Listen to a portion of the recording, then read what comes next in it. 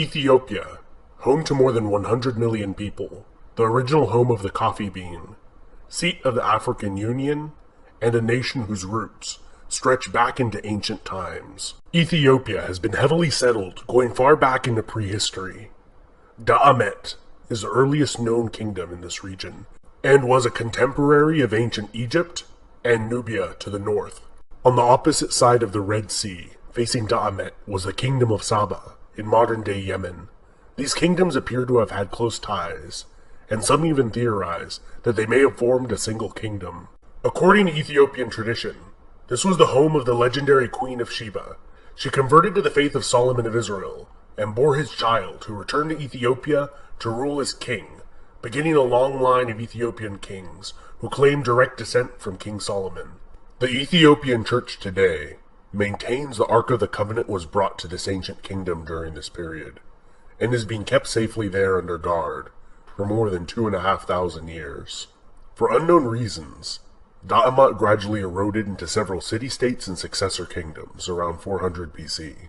One of these, Aksum, would evolve into the first well-documented great power to rise in Ethiopia, and was able to unite the northern Ethiopian highlands beginning around the 1st century BC, where they established bases on the Ethiopian plateau and from there expanded. By the 1st century AD, they became a major player on the commercial route between the Roman Empire and ancient India. A notable Persian religious figure and scholar of the time regarded Aksum as one of the 4 great powers of his day, alongside Persia, Rome, and China. To facilitate this booming trade, the Aksumite kings minted large amounts of gold currency that became widely used and have been found throughout the Mediterranean to India.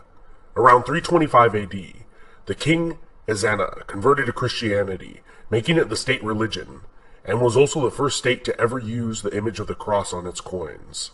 Ezana campaigned against the kingdom of Kush to the north, as far as the borders of the Roman province of Egypt, and is believed to have been the reason for that 1,000-year-old kingdom's collapse.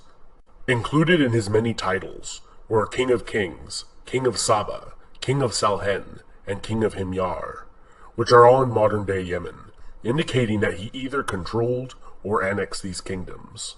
Or perhaps they were merely tributaries. The kingdom of Aksum would reach its apogee during the reign of King Caleb, who invaded the Arabian Peninsula in 520 with a vast army against the Jewish King Yusuf of Himyar, who had been persecuting the kingdom's Christian population.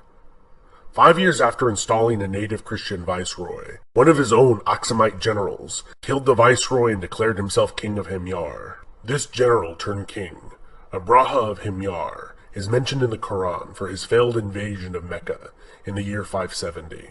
The rise of the Arab Empire would signal the decline and eventual demise of both of these kingdoms.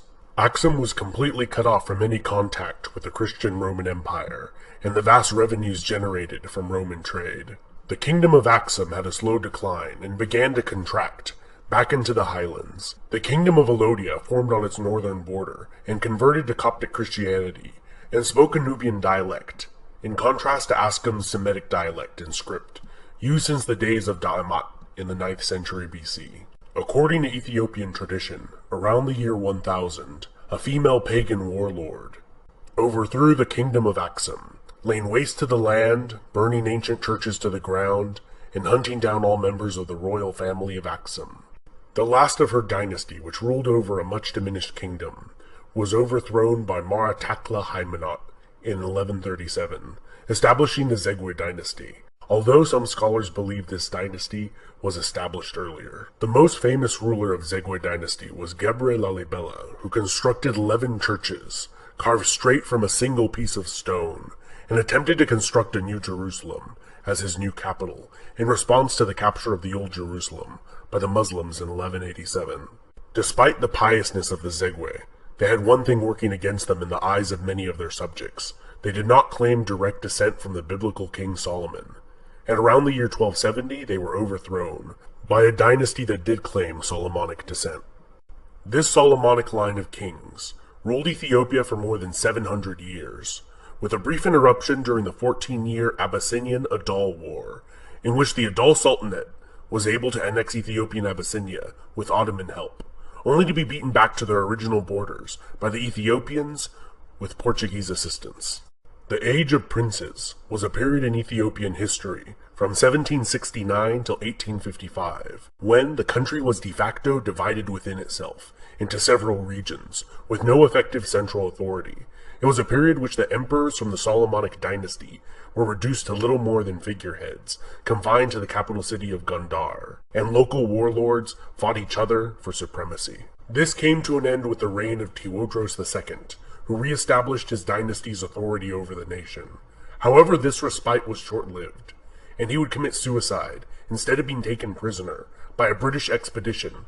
The British would sack the Ethiopian capital and carry the Solomonic dynasty's crowns and treasure they had accumulated over the centuries back to Britain. Ethiopia's troubles were not over, and in 1874, the Ottoman-backed Ismail Pasha of Egypt invaded Ethiopia with the goal of creating an empire that would include the entire length of the Nile River. His sizable army included a large number of recruited American and European officers. The Ethiopians had been working hard on organizing and modernizing their military since their experience against the British, and were able to utterly defeat the Egyptians in 2 decisive battles. The Ethiopian Emperor Yohannes would die in battle against a Sudanese raiding force 13 years after defeating the Egyptians. His successor, Menelik II, would expand the Ethiopian Empire and defeat a full-scale Italian invasion. The technologically superior Italians were decisively defeated in a bloody war that they expected to be a casual affair.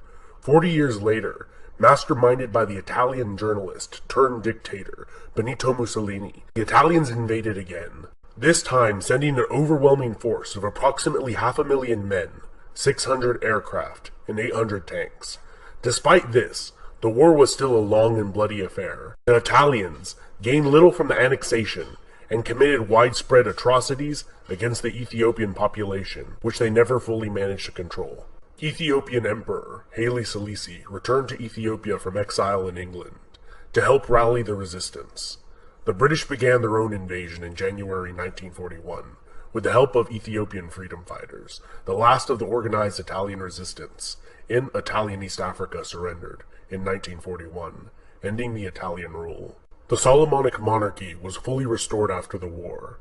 In the decades that followed, Haile Selassie would begin to slowly implement democratic reforms in the nation.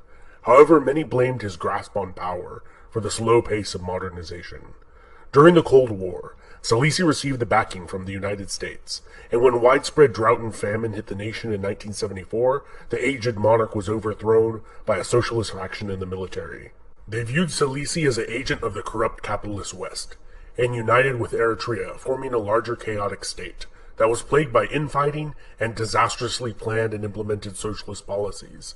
Eventually, Mengistu Haile Mariam brought an end to the more than decade-long power struggle and attempted the creation of a state following the Soviet model, famines and genocide included. In 1991, as rebels closed in on the capital of Addis Ababa, he fled and was granted asylum in Zimbabwe as an official guest of Zimbabwean President Robert Mugabe, where he still resides today at the age of 80, despite calls for his extradition.